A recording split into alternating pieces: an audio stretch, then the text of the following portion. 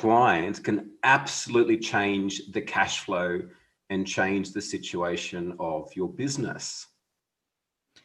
Very, very true. And it's often something that we don't stop to think about. You know, the thing is, business owners, we're not banks, right? Yeah. Yeah, absolutely. We're not banks, but here's where a lot of business owners make a mistake, is that they end up becoming a bank for their clients. They then have to spend money chasing that debt and bringing money that is owed to them. And, you know, I think, few businesses that offer finances to their clients, but there's a huge advantage for us as well. Before we get into that, let's introduce you. So Mel Power, tell us a little bit about who you are and what it is you do. Well, you know, seriously, I'd probably say I'm the queen of bookkeeping. I'm an accountant and a bookkeeper. That's so underplayed, you know, like queen of bookkeeping, like so underplayed. So you actually are what you do. So currently right now, I actually an educator and supporter and champion for bookkeepers and accountants all over the world. And it's really driven from a passion to serve small business. Obviously, I've had accounting practices and bookkeeping practices in the past. I've also worked for Xero Accounting Software as their global head of bookkeeping for 4 years. But, you know, I'm just really about helping people actually break free of the chains of living their life to someone else's plan and actually going and doing their own thing, being the master of their own destiny, creating their own business, and actually living a life that they love. That's I love what that. I'm all about. Yeah, I I know you love do. that. I love that. I love that. And look, if you're joining us live today on any of the platforms we're streaming, please comment, say hello, let us know you're there. There's a couple members of my team. There's a couple members of my team that are across the different platforms that will be sharing your comments and questions with us so that we can answer them as well over the next half an hour or so. So if you're there, say good day. Let us know that you're about and we'd love to engage with you.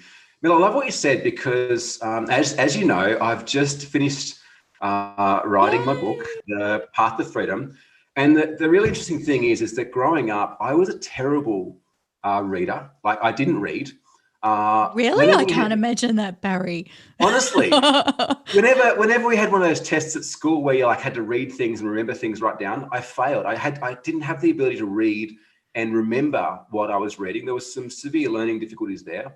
Wow. My spelling and grammar is terrible, and that's how you can tell whether it's me that's writing posts under my Facebook page or my team. I'm going to watch for that now. Yeah, mine are the ones that are full of spelling mistakes and grammar. And I remember one person once said to me, it takes someone incredibly intelligent to spell the same word multiple ways. So that's I love that. So that's how I fit in right. But anyway, I wrote this book, started in January, exited the business in December last year, moved to Bali. Thought I learned to surf and write a book and write the last 18 years of my business experience and try to compile it into one book. Amazing. And it was more the personal breakthrough, I think, than anything in the beginning of like facing all this stuff that I had around who I'd seen myself to be in the past. Yeah. But something more miraculous come out of that. And it was a further deepening of the passion that I have for helping business owners and entrepreneurs eradicate entrepreneurial poverty and create a life of financial freedom, fulfillment, and fun. And I think this is why we gel and bond so much, because we share a very similar ethos. Yeah. How did it start for you? Like, you're not the typical, no disrespect for those bookkeepers and accountants that are watching us today, but like, you're not the typical bookkeeper or accountant. So how did you transition from queen of bookkeeping to now running a phenomenal educational organization? Well, you know, I think it probably starts right back to my journey as, you know, look, I'm a creative, I'm a musician, I'm a writer, I'm a creator. That's, you know, it's what I do. But I started out thinking that I would take, you know, my love of music to become a teacher because my parents said, Mel, you'll never make any money out of music. And I was like, oh, okay, maybe I should teach. And so I think, you know, I started that career, and I actually had a really funny experience with a first kindergarten class I actually taught. my little, protege did a number 2 in his pants. I had to clean it up, and that ended my teaching career there and then. Like, can you believe it? I just literally walked out. Poor kid, and I ended up with 3 sons, so go figure. But, from there, I sort of went home and said, well, Dad, what am I going to do? And he said, look, you should just do accounting. I went, yeah, that sounds fun. And that's actually what I ended up doing. And I've had a really, really fun career helping small business owners understand their numbers. And I have such a love of developing systems because it's actually creative in a fun kind of way because you get to design something. But, so from that, I've had 2 different accounting and bookkeeping practices, but I've also had a motorcycle dealership. And that was where I really, I could see you in leather with a Harley Davidson I've got a photo. I'll have to I'm going to post it in the group. Post this. No, I was all over KTMs, I was a little bit classier than Harleys, So, that was where, the guys in the shop said, oh, you'll never be able to sell bikes. And I'm like, nah. So we became the number 1 dealership in Australia. Hey, KTM, fun ride. But I've also, had a licensed finance brokerage and IT business. So I've had a lot of different businesses over the past and some really successful. But I have to tell you, Barry, that entrepreneurial poverty thing, man, I've seen it. I've experienced both ends of the spectrum. But interestingly enough, coming out of the other side of that, I came back to, my love of accounting and started another bookkeeping business, which I grew to 120 clients and just on $1.2 million in a year.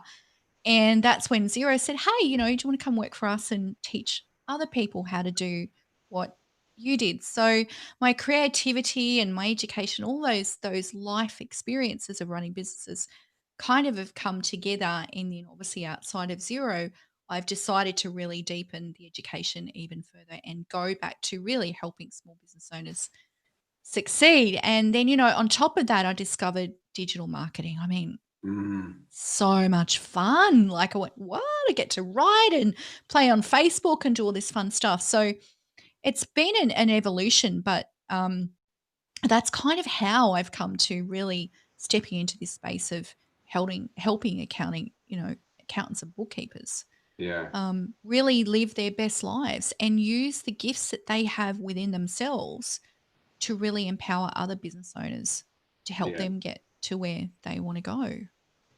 God, there's so much that you've just shared there. My life in 5 minutes. there's so much. First of all, like, you're a badass. Like, that's amazing. Motorcycle dealership, all the other businesses you've ran, which is awesome. You've got a zest for life, which has always been infectious, and I love being around that and hanging out with you. And then on top of all, there's a few things that you said. Oh, did you see that? Oh, mosquito. That was a move then, Barry. That used to be Miyagi. Couple of things. Number one, like, I would love to know, out of everyone that's watching or listening to this now, either live or on the replay, how many of you have shared in that same trait that when someone tells you that you can't do something, it's like a red rag to a bull, and you're like, watch me. Like, how many of you out there watching right now can relate to that? Just jump in the comments, let us know.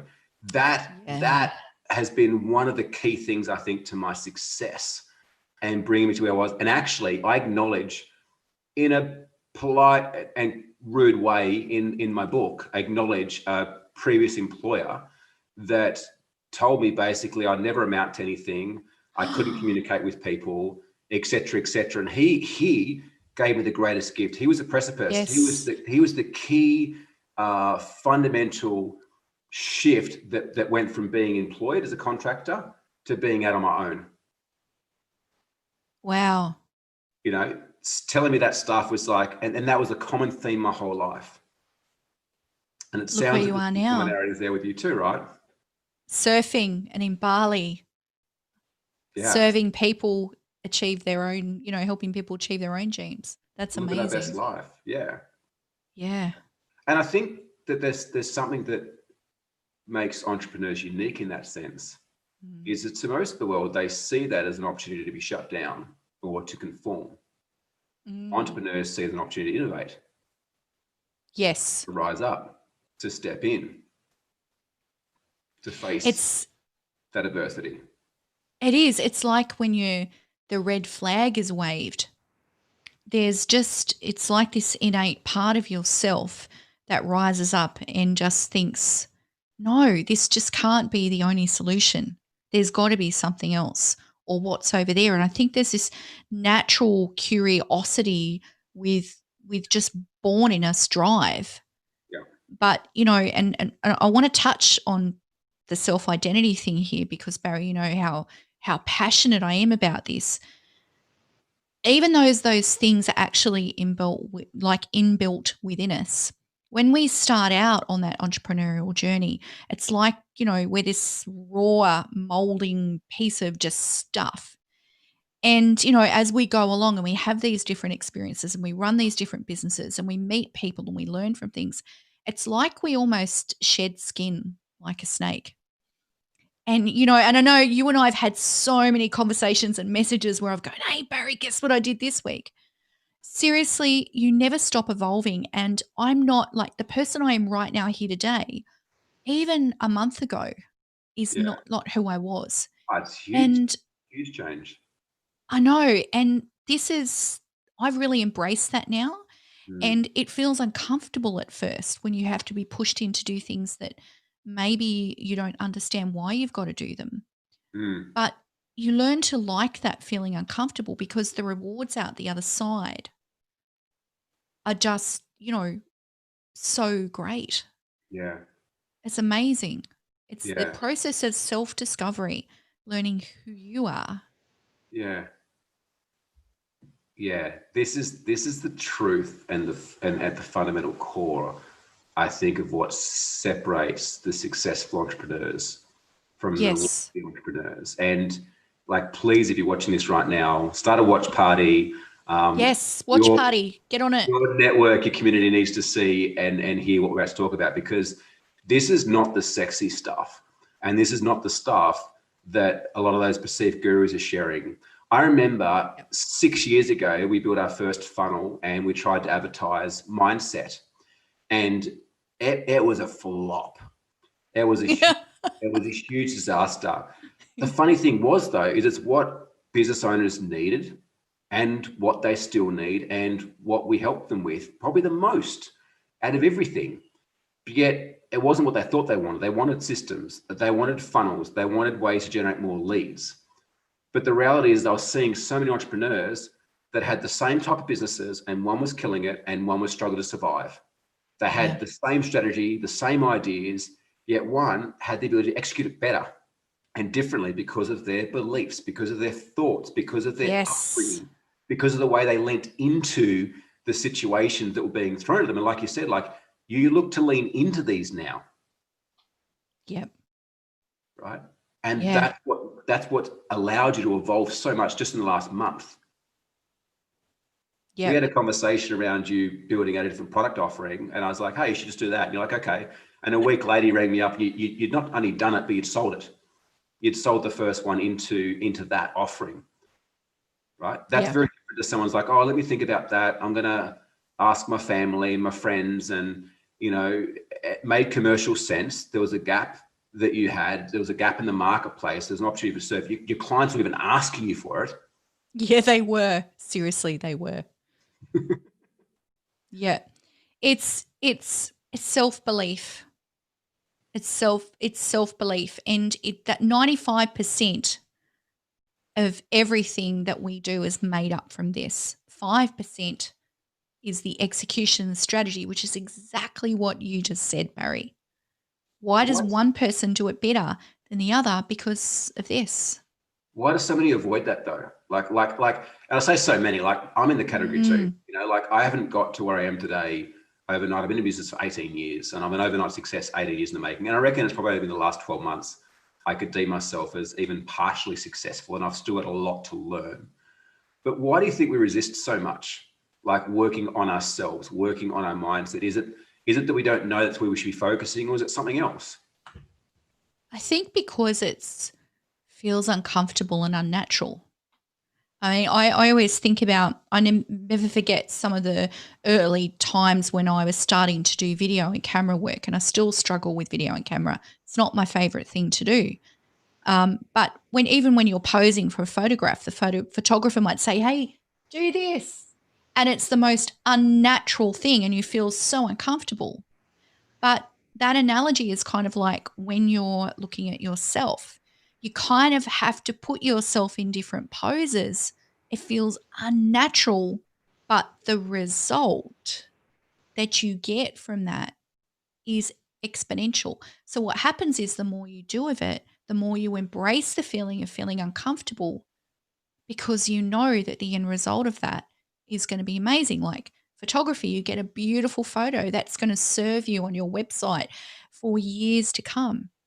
Yeah. When you do that with yourself, you're investing in something far more value than a photo for years and years to come. It's like compound interest, right? I'm bringing the accounting thing into it. You start off with a little bit, but the more you do of it, the more you invest, the greater the return. Yeah, but here's the thing. I'm with you. Here's the thing though. We hire a photographer or we go and build out a sales funnel or we write some systems or we hire a staff member. There's immediate gratification.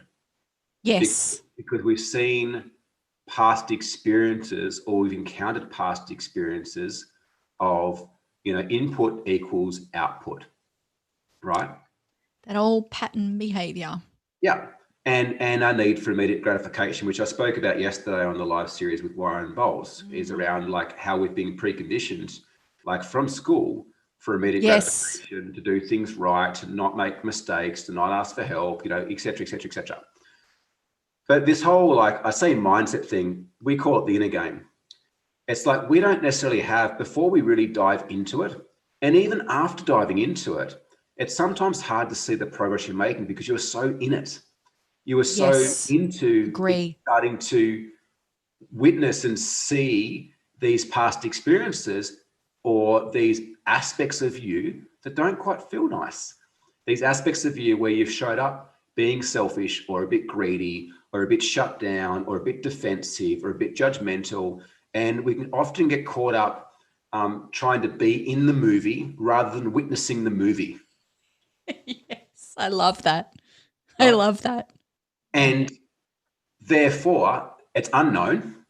Now, part of our pre-existing patterning from the critter neurology, right, is anything that's unknown is automatically deemed as unsafe, unsurvivable. Yes. So working on yourself and your mindset is perceived automatically unsurvivable. We haven't had a past experience of it until, like we spoke about, like you've been doing this for a while. You can now see, all that like pain or breakup equals breakthrough. I've got enough experiences now where that's survivable. I can lean into it more. But the first time you had that first breakup, right, your whole world fell apart. The first time you failed, everything fell apart. Yeah.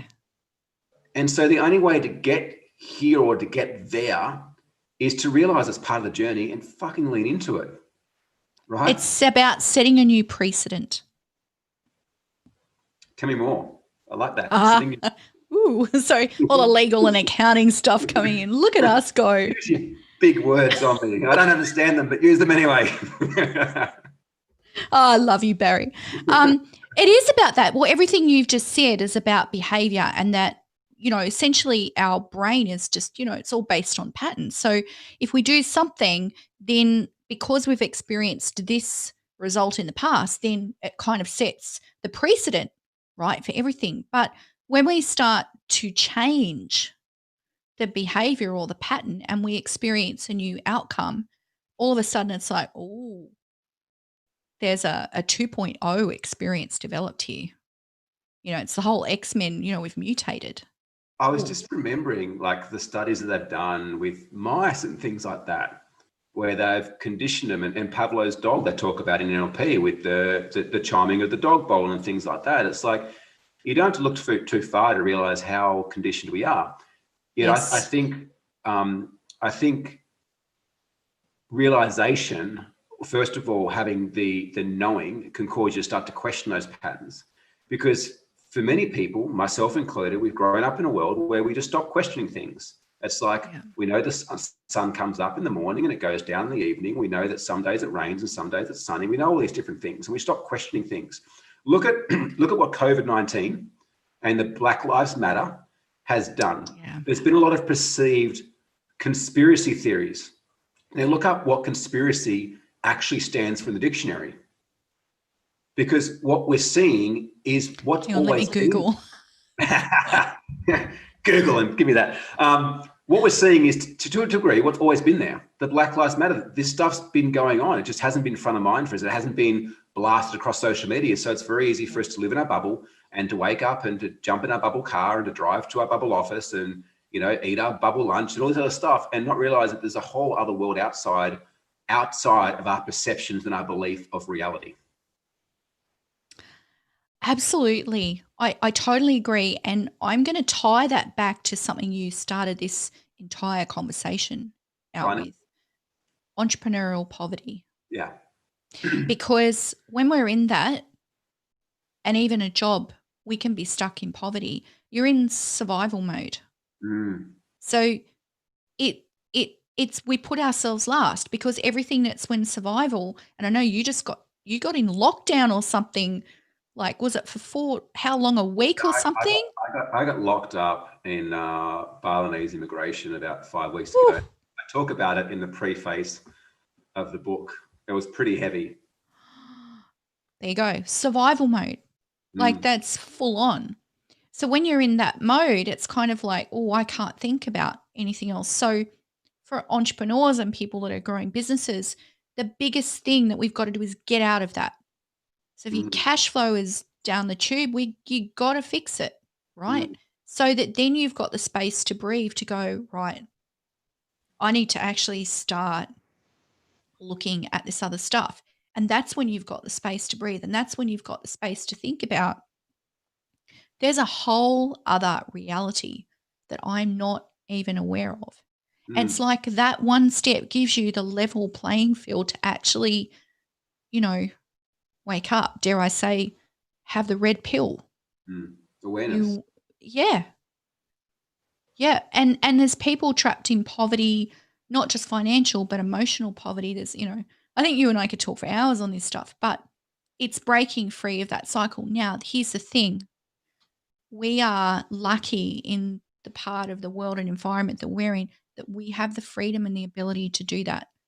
So more now than ever, especially for any of you that are watching, if this is you and you've got an opportunity and a dream that you want to actually go out there and make a difference, grab it like both hands. Now, don't let the opportunity just pass you by because you're blessed and so lucky just to have that opportunity. Once you get to that and then you move into this, okay, now I can actually start to live and really see the world and experience life and all the beauty that it has. Sure, there's some ugly stuff there, and we've seen a lot of that with all the stuff that you just spoke about. But you actually have the platform to start to be real and be alive. Ooh, I was getting all D&M then. Yeah, what I feel is really important, and fantastic share, thank you. What I feel is really important is awareness. Yeah, agree. Awareness that both exist. And this is what I've noticed over the last 6 months. You had business owners, not business owners, like humans in general, that were denying the events of the world were happening. You had others that were consumed by the events of the world that were happening. And then you had others that were aware of both sides and consciously chose how to navigate through it. That's the difference. If you're wearing this cloak or this cloak, it's like that's tainting your perception of reality. We don't see the world the way the world is. We see the world the way that we are. And whatever we try to control controls us. And it's only through seeing both sides of the coin, both sides of experience, can we then actually consciously navigate our way through. And that's in everything.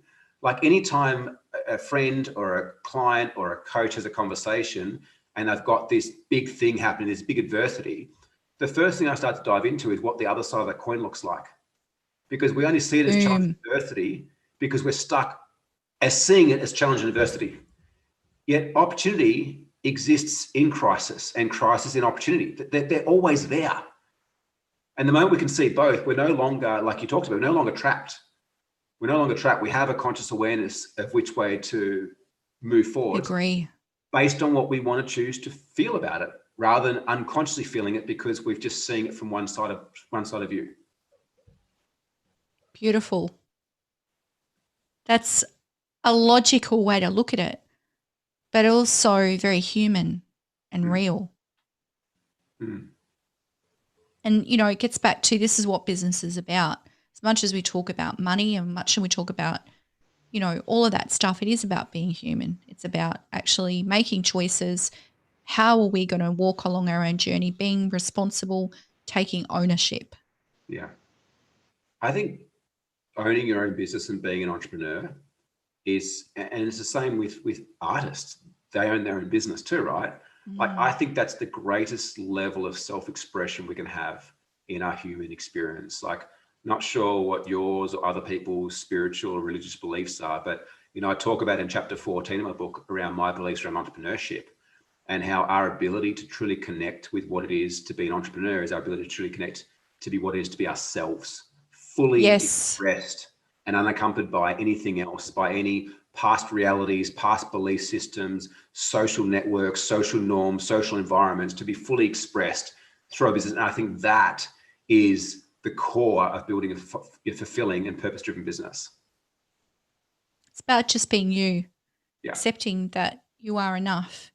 And I know I'm going to share here again. I mean, I've struggled with, and I know for many women that are watching this, I know what I'm going to say is going to resonate, but with self-esteem, because I felt that I wasn't good enough or that I didn't look a particular way or I didn't speak a certain way, all this social conditioning. And it's like, it's sad because often women, I'm sure men are in the same boat. We go along this journey and we finally get to, you know, I'll be 50 this year, but I'll get to this point in time and you go, oh, hey, I'm actually okay. And all of a sudden you come alive and you just come into the greatness of who you are. And, you know, I wished that I had actually said that, you know, could say that to my younger self. But that's when the magic really happens. That's when you start to live. And that's when you really actually start to give value to others. When you step into self-acceptance, use your gifts and talents that have been given to you to go out there and serve others and make a difference. That's when all the magic stuff just, you know, I get so excited about it because that's when it really happens. And I see that happen with people that I work with all the time. I literally sit there and go, man, is this work? Yeah.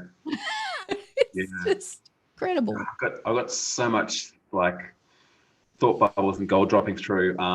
We're going to answer some questions that come through here from my team. If you're watching this, listening to this, two things, like start a watch party, share this if you're loving, if you're enjoying it. Start Watch a watch party. Yeah. Share it with your friends and family and those that might need to hear something from this as well. Be the person that gives them the opportunity to learn something new and I guess start to transform their beliefs. And if you've got a question, please type it in. We'd love to answer them all.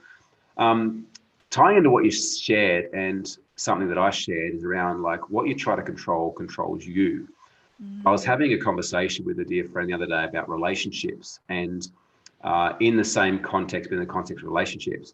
And I was You're sharing doing some great posts on that. Go and look at Barry's posts, like feeds, great posts on that topic. Love it. Thank you. And I was sharing how I had an experience. It was at start of 2019 around finances. I won't go into detail, but basically I put an experience where I had the opportunity to transform my relationship with money forever, and it has. Ooh. And, you know, Tony Robbins shares a similar story in one of his wealth trainings as well around, you know, he went out to buy himself lunch at a buffet. He'd been saving up. He was eating 1 meal a week because he didn't have a lot of money. And he saw this young man walk in, this young kid in a tux with an elderly lady. And he's like, what are you doing? He's like, I'm taking my mum out for lunch. Now, Tony was so blown away by this experience that he decided to give this kid all of his money. And it was the only money he had at that point in time. And he said, that was the moment that I was no longer allowing myself to be controlled by money. And I had a very similar situation where I chose to double down on something that I believed in, even though I didn't have the financial capacity at the time, because I just was like, this feels right. Yep, I get that. Tony got home. He shares that he got home that night and had a check in his mailbox from a friend that had owed him money for a long time, that had been uncontactable. And not only did he get the check, but there was a bonus in there for his patience and to say sorry the same day. Oh. He's like, that was the day that I learned to no longer allow money to control me. We've been brought up in a system, you know, it's been ingrained in us from a young age, most of us, right, around this hold that money has over us. Now, coming back to what you just shared, Mel, it's like you've got to this stage now where you feel so joyful and so alive. Like I would emphasize, I've had a similar experience for myself. I could have found that before the money. I could have found that before the business. I could have found that before my time freedom. I could have found that in my childhood had I chosen to love myself, had I chosen to focus more on me and working on me as opposed to trying to fit in and be something I wasn't. Like I spent most of my life trying to be the round peg in a square hole and wondering why I never fit in, but it's because I was constantly trying to be someone I wasn't. The moment I stopped that shit and just started being me, all of a sudden people turned up that were my people, right? Clients, staff, friends, emotional, other shit. My people showed up because I was being me. And that's not because of the money I've earned or created all the time. That's because I've chose to finally step into who I am and who I'm here to be. And no one else in this world can be me. Just as they can't be you, just as they can't be anyone else watching this right now. Like everyone is worthy of being here and having an abundance. Everybody. No, Barry, I'm so glad you asked me here today to have this chat. And one of the things I love about your spirit and energy, and I know there's other people around us that are in our sort of arena too that are doing amazing things. And because what we're talking about is real. And I know there's a lot of noise on social media and there's a lot of coaches out there and there's all this rah-rah. Do you know what? That's bullshit. It is not real. The stuff that we've talked about today is real. It's tangible, and every single person has the ability to go on this journey and simply step into being exactly who they are. And you said it in your very last comment, your tribe will show up. Now that's the real stuff. But you can't find a way trying to fit into someone else's tribe. Nope. Right? You'll find the tribe that resonates with you once you start being you and being all of you, not hiding those quirks because you think people don't like it. Maybe the people you've been hanging around with don't like it. They're not your people if they don't like it. Yeah, exactly. Yeah, get rid of them. Clean out. Do you know, it's one of the first things that I see people that take this step into business is, you know, I say to them, you don't have to go announce it to the world. Just do your thing. Do your thing. There's going to be people and your friends and family won't understand because they're not you. You just got to go be you. And a lot of that holds us back. Absolutely. It really does. Yeah. Yeah, absolutely. Ooh. If anyone's watching this has experienced that, comment. I'm serious. We want to know, because tell us where you're at. You do not have to be in that space. You can actually start this journey. As Barry said before, go create a watch party. Get people that need to hear this, that need to go through that journey of going, my idea is great. I am great with who I am. Share this stuff so that more people can get on this journey of self-realization and self-acceptance, so they can go from, you know, living their life to someone else's plan to actually stepping into living life to their own plan. Absolutely. Like, think about the Wright brothers. If they had listened to everyone around at the time that said, hey, perfect example, create this thing that flies, like, could you imagine the amount of shit that they copped saying, oh, we're gonna build this thing that flies? Like, you know, could you imagine that? And not just them, Edison, like Steve Jobs, Amelia Earhart, look at her. Elon Musk, look at any entrepreneur that's created something. Like, they've had so many people around them say they can't do it and it won't work. It doesn't work. Just because it doesn't exist doesn't mean it won't work. But we will never get there if we spend our life living the beliefs and the paradigms that others have placed upon us. Talking about old bosses, and I mean, look, I know we're getting to, I can't believe we've talked for an hour. really brought something up for me. When I first joined Xero, obviously the founder of Xero, Rod Drury, you know, he was probably one of the reasons why I stepped into that role, because he's such an inspirational and innovative man. The way he led that company from a startup to a public listed company, there was a reason why we all bought into that vision and that dream, because we believed in what we were doing. He was an amazing leader and empowered his people to actually go out and do what we did. And, that experience, and that was in, a startup corporate in the tech world, Mm, really shaped my ability to say, wow, this man is living his dream. He seriously is. Super impactful. mm. People could feel it's infectious when you're showing up authentically and Yep. congruent with who you are. Absolutely. And it inspires others to do the same Mm. too. Couple of questions. If you are watching, please hit the like, hit the love button. Let us know that you're there. Love you too. Answer a couple of questions. So on here, how did this pandemic bring out the best and worst in terms of integrity and transparency in financial reporting? Oh, so that's a really, really interesting question. So I'm going to probably speak from what I've seen across, the major sort of Western markets, because that's where my vision has been. I think that there's been actually a massive rush to get actual and real financial reporting in place. Mm, A lot of people just haven't been up to date with it, mm, right? They don't know where they're at. So, and they might know in their head where they're at, but they might not have really been paying the attention as to where they really were.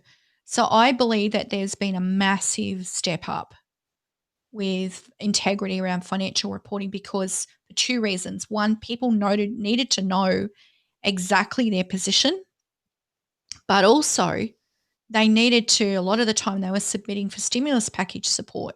yeah. And, you're going to get audited for that stuff, right? It's got to be real. You've got to be on the ball.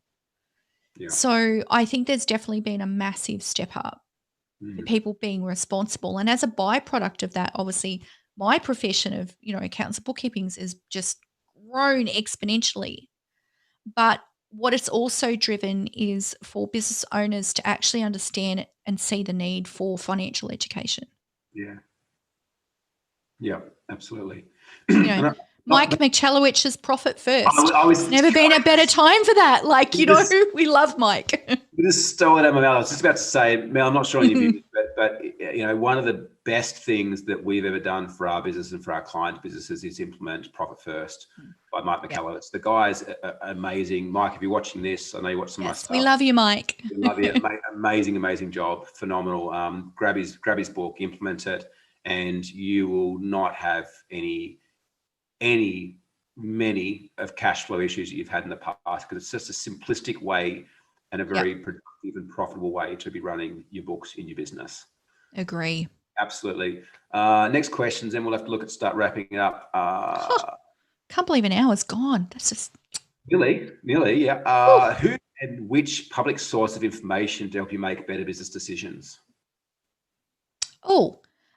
well, I wouldn't say go public. Go find an advisor. Yeah, find someone who's Because, because you can't just rely on public information to make financial decisions, because that information doesn't know what your situation or scenario is. So if you're not dialed in with a good accountant, a bookkeeper, a financial advisor, then get dialed in. If you're not sure who to pick, then set up an interview with a few of them and ask the questions, but see what they ask you. A good advisor is always going to ask you this one important thing: where do you want to go and why? Yes, and why? Now, if they ask you that, then you know that they are going to be on your side and an advocate for you. So that is absolutely just hands down the best suggestion that I can give around that. Yeah, I love that. So what I want to share, I guess, in over a couple of minutes is why the Freedom Series. So as we spoke at the start of this, at the start of the year, kind of exited the business last year. The main thing is that I love that, Barry. Why that happened? Yeah, why that happened was at the start of 2019. I said to my partner at the time, "Hey, I need to exit the Game Changers." And she said, why? Like, you love it. And I was like, I absolutely love it. I don't want to, but I feel that I need to be congruent with what we offer our clients. Like, how can we offer our clients to build businesses that work without them when I'm in my business? So I'm going to go through the journey that I take my clients through to get there. And we already had the business pretty well set up. It was more so just fine tuning some things and hiring the right integrator. And so December, I stepped out. I decided to move to Bali and write a book for two reasons. One is I wanted to challenge I'll just myself. go to Bali. Yeah, challenge myself in a way to overcome like further of my beliefs. Like, I started playing guitar. I had a terrible experience trying to learn a musical instrument at school. So I'm like, I'm going to learn to play guitar just to overcome that and further build my belief in myself that I can do anything I put my mind to. But more than that too, is I realized that the game changers, like, we only have a certain capacity to help so many business owners, and the team there, like, we're doing an amazing job in terms of the transformation we create for business owners day in, day out. Like, it's awe inspiring. Yet the book, we felt, was an opportunity for me to kind of, I guess, encapsulate like 18 years of my experience in business, Yeah. building multiple companies. I've coached one-on-one for more than 15,000 hours, ran seminars Incredible. all around the world. And really, like, my hope for anyone that gets a chance to get a copy of this when it goes live, when it launches, is that, you know, you too can build a business that is profitable, purpose-driven, and can work without you. Not because it has to, but until you get your business to a stage where it works without you, you've got a job, and it's a very high-risk job. You know, we were lucky enough during the pandemic that my business worked without me. So I was fully resourced to look in that time for opportunities, to look in that time for how to better serve our clients, because I had my days available to me. And I will also say too, that I wasn't aware of the other opportunities that have opened up for me until I got there. You know, like, I Yeah. never in a million years thought that the opportunities that I'm playing with now were there prior, because all I could see was my current world. The same thing, our beliefs we spoke about, right? Yeah. Yep. But once I got there and my level of consciousness, I guess you could say, raised to the area of where I was in business, all of a sudden I started attracting different opportunities, different problems, different people into my environment. And so, you know, like, we're on a massive mission to change entrepreneur poverty throughout the world and help more business owners to scale, grow, and succeed. So, you know, my ask for anyone watching this is, please, like, tag people in that you think needs to watch this, business owners. Yes. Share it around your groups. Let us know it resonated, what guests you want us to have on. We're interviewing 60 odd people over the next 8 weeks, of all different walks of life to bring Wow. these different aspects for free into your living room, into your car, onto your phone. So, Mel, I'm super grateful for your time. We could chat forever. But if there is any bookkeepers or accountants or anyone out there that wants to connect with you, because you're amazing at what you do too, like, I know the results you drive for your clients, how can they best find you? Probably just pop along to the website, melaniepower.com. You can contact me there. I've got a free Facebook group, Command the Price You Deserve. Or follow me on Facebook. Send me a friend request. I think I've got room. If not, just follow me and we'll connect easiest way. If you Google me, you'll find heaps of stuff from my 0 days to some fun, really early videos with Rod Drury. It's all fun stuff, all part of the journey. Excellent. Fantastic. So that's how you can find Mel. We have got one more question we're going to answer. I'm going to slip it in. I want to get them all done. And equally too, if you want to be kept up to date with the release of the book, my team will drop a link in the different channels that we're on right now, and you can jump and subscribe just to stay up to date with the live series we're doing and who's guesting. And also, when we release the book, we've got some amazing and insane bonuses when we release it, both through our site and through Amazon. Love it. Of August. But last question to wrap us up, Mel, and this one's over to you. What advice, I've got two questions actually, one for me and one for this person. What advice can you give people who struggle with self-esteem and self-worth? Oh, okay. How do I sum this up? I think that it actually starts about choosing to actually take action daily to affirm yourself. So that if you're not feeling good about yourself, you can choose to say, and it's I daily affirmations. I actually, my whiteboard is here. I actually still do them. Things like, I am beautiful. I am a leader. I am worthy. I can do this. When you actually stand in front of affirmations like that and you speak them aloud and you just step into belief that you are that. When you do that every day, that is your reality. And then it gets back to what you were saying before, Barry, that then the pattern starts to change. You start to change. It's like a lot of people say, even my own mentors and coaches have said, you go from being version, Mel Power 1.0 to Mel Power 2.0, and it keeps evolving. But it all starts with you and your choice to actually just do one thing, that one simple thing, and keep doing it. Consistently. Mm-hmm. Yeah. That's the most important thing. I think, again, with the entrepreneur personality type is typically we tend to not be the most consistent people in the world. It's a generalization. But in this sort of thing, what you shared about, like, just consistently, it's not a matter of going in, like, listening to every Tony Robbins and, Eckhart Tolle's CD you can put your hands on. Like, just start with something, but just consistently, and it will build on itself and build on itself and build on itself. Yeah. Last question for me, Mel, you kind of alluded to it before, but I like to ask all of my guests this. If you were having a conversation with a younger version of you, a 10-year-old version of you, knowing all that you know now and knowing that she probably wouldn't listen anyway, but that's okay. What advice would you give her? What advice would you give a 10-year-old version of you? Let your hair grow long. Run barefoot through the grass, ride more horses and play more music, and sing till you have no longer have breath. Wow, I love that. Grow your hair long, run barefoot through the grasses. Ride more horses, play music, and sing till you no longer have any breath. Live. Mel Power, I'm so grateful and appreciative. You've been amazing. We'll bang all your links in the comments below. Again, if you love this, like this, let us know. Give us your feedback. We're here for you guys and to serve you in the best way. Yes, absolutely. Thank you, Barry. I've just so enjoyed catching up. It's been wonderful. Thank you for what you're doing for this series, and thank you for taking a whole group of us and going out there and helping others and serving others. We've so got this.